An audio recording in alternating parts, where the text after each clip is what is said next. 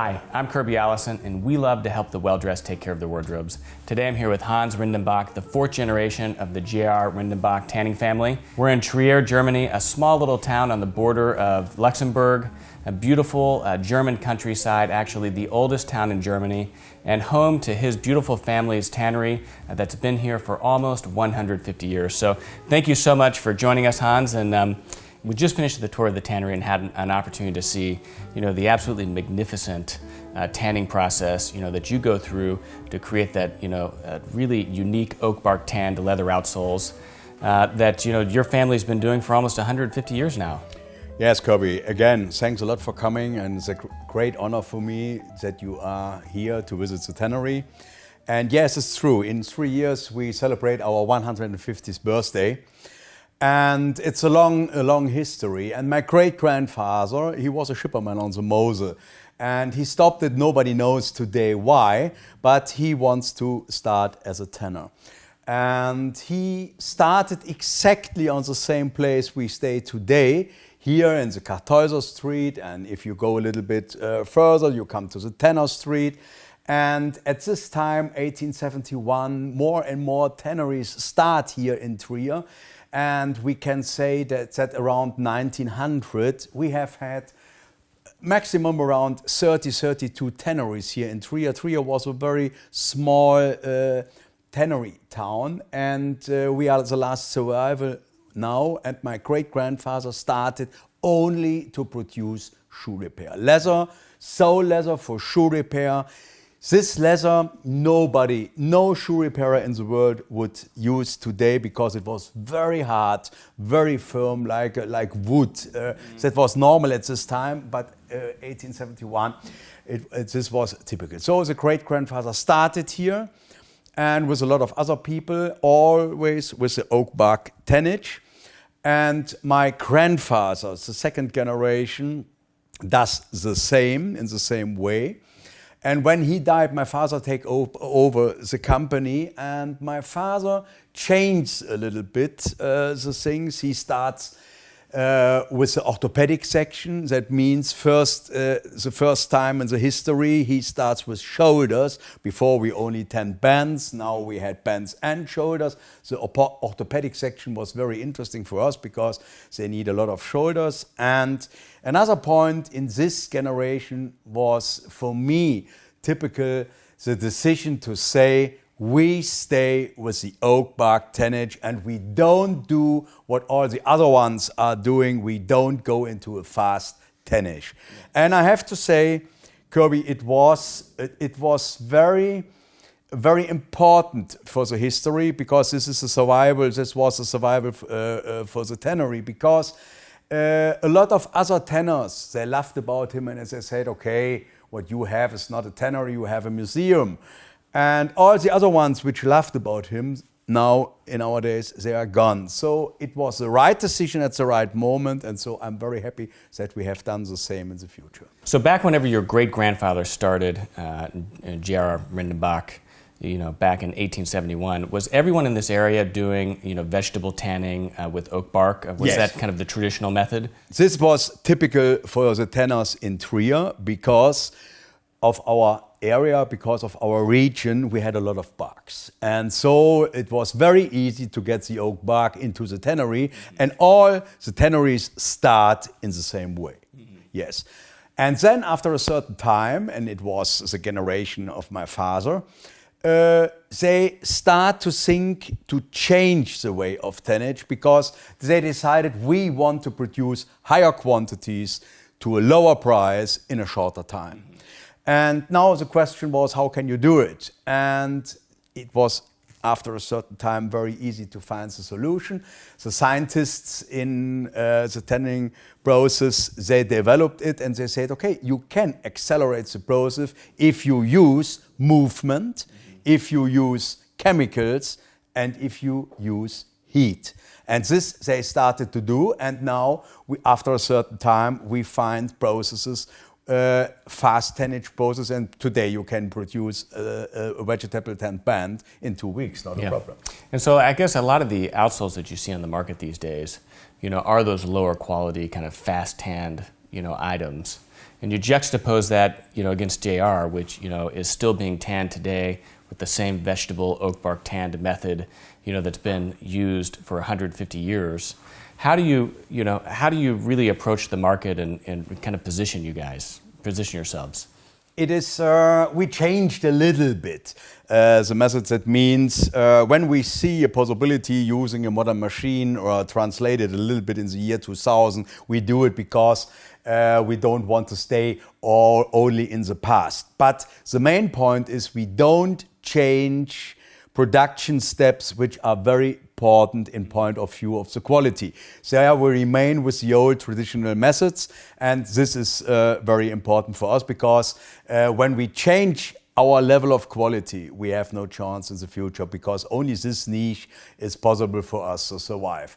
And we never thought about price. It's not a question that you have to look to be comparable with other tanneries in point of the relation quality-price. But the main point for us was always the quality. Yeah.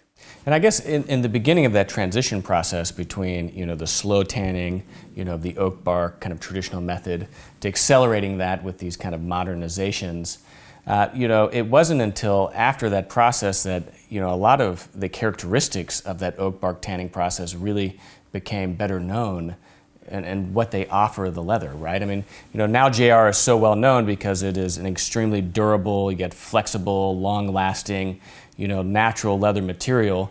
But you compare that to an outsole that's been tanned in a modern method, and all of a sudden you have all these benefits that maybe 50 or 60, 70 years ago weren't appreciated because everyone was tanning like that. But now all of a sudden, I guess the virtues in this old method really have been rediscovered. The worst thing is not to be a competitor because of rubber soles or fashion or things like this. The problem is the poor quality we often find in the market leads that the consumer behavior develops a little bit against a leather sole. They buy shoes with a leather and they go to a shoe repair shop and they ask for a rubber sole as a protection sole because they say, no, we don't want the leather sole. We have a problem with rain, water coming into the shoe, or we have a poor resistance to abrasion. That means we have to go after 2-3 weeks to the shoe repair shop. That's we don't want. And the problem is most of the consumer don't know that there are differences between the different ways of tannage and the different ways of quality. And we always say use a good quality leather sole, then you don't need a rubber sole and so on. And so where can you find JR leather outsoles these days? I mean, in the Kirby Allison certified recrafting program, of course, we exclusively use JR because that's the quality standard, that we stand for.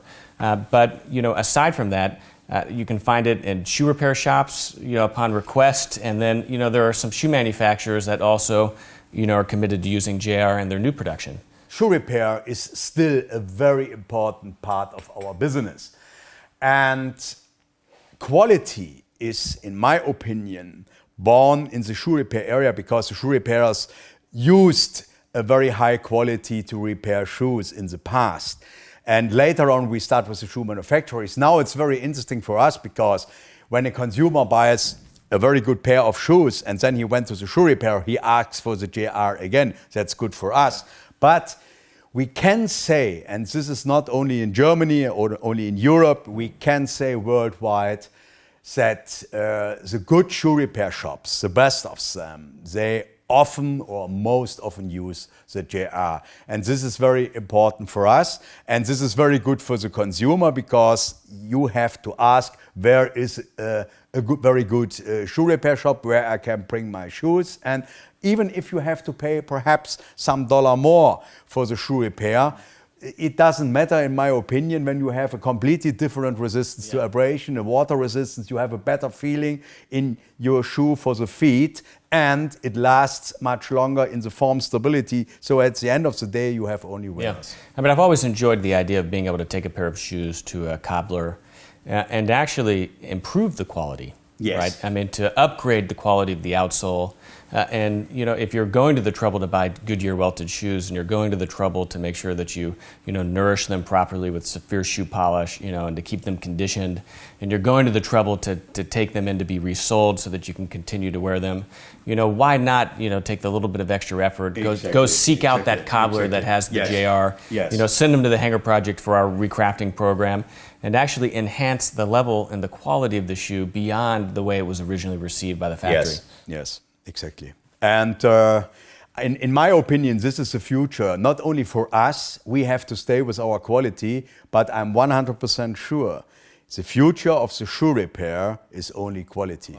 Because more and more consumers buy cheap shoes, throw it away, go to sneaker or other things. But if you buy a Goodyear welted shoe, you are a person which like a special kind of shoe, and you look for it, and then you go to a good shoe repair shop to stay with your shoes for a long life. Again, one word back to the history. My grandfather and my great-grandfather, they only supplied the shoe repair section. My father takes the orthopedic people, and me, I like shoes. This is my main thing, and for me, it's a great luck, and I'm very happy to learn so many Goodyear melted shoe manufacturers worldwide, and I can say that we are very happy to be a supplier of the most famous brands you can see behind me, and it was a long way. And many years ago, I started with the first shoe manufactory, because in the whole history of the Tannery,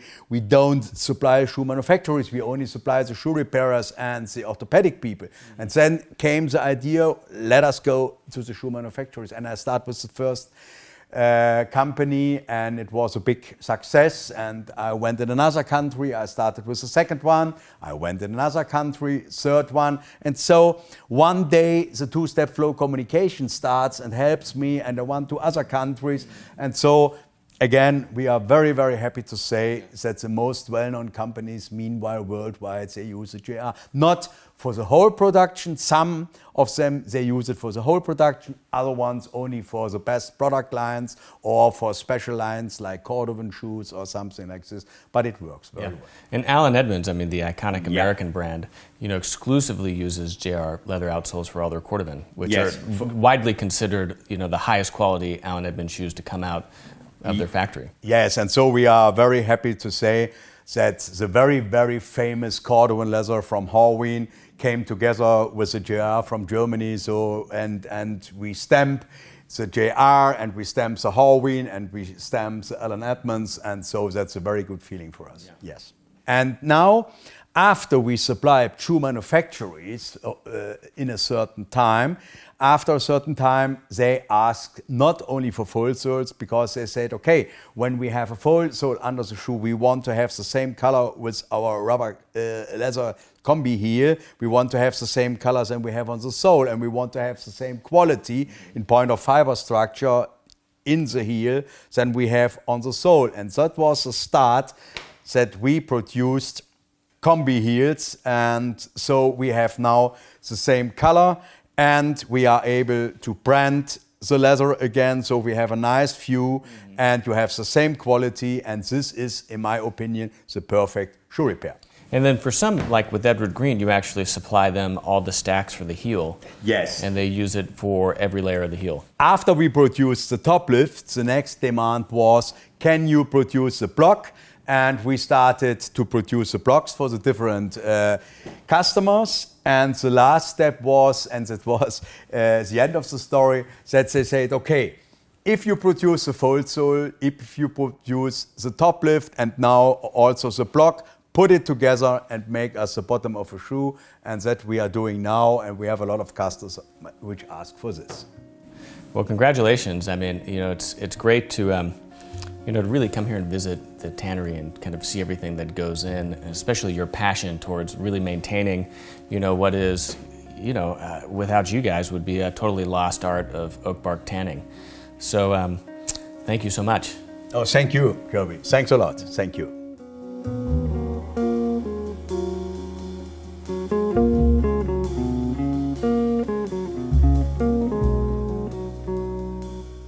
If you enjoyed this video, give us a thumbs up and please subscribe to our channel and turn on your notifications by clicking the bell to the right of the subscribe button so that you can learn whenever we release new videos. If you have any questions or comments about anything we discussed on this video, please ask them in the comments section below. And of course, please visit hangerproject.com, where we have the largest, most comprehensive collection of luxury garment care and shoe care accessories in the world, as well as many other incredible products for the well-dressed. And while you are there, subscribe to our newsletter to receive notifications of new product launches, promotions, as well as a weekly digest of all the videos we publish here on our YouTube channel.